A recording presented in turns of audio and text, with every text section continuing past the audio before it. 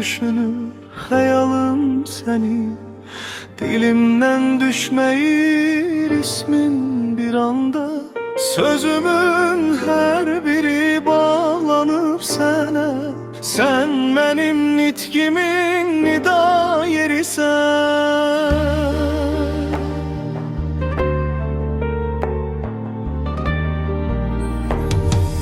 Daima düşünür hayalım seni.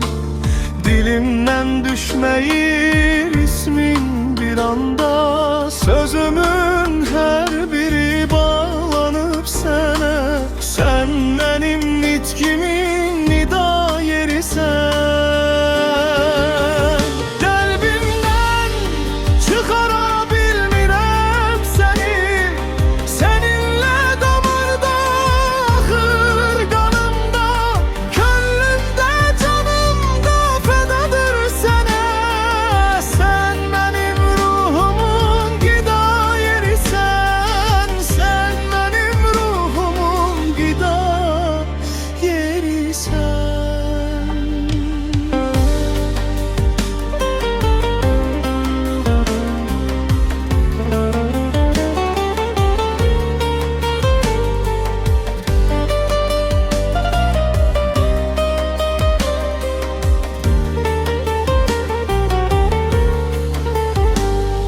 Sanıram daima yanımda seni. Tenhalık zamanı sükut olanda. Yüreğim boşluğda haykıran zaman. Sen benim könlümün seda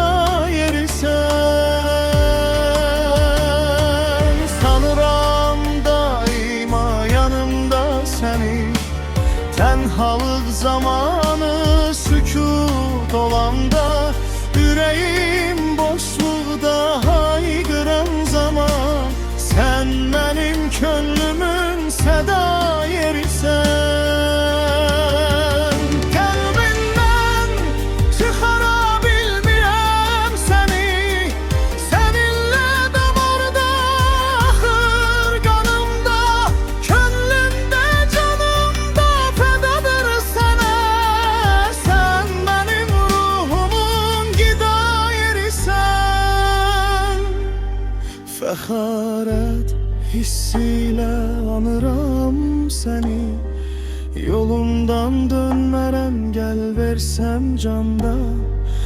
Ezelden bağlıdır varlığım sana.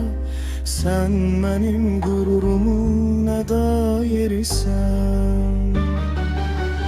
Fəxarət hissiyle anıram seni. Yolumdan dönmərəm gel versem canda.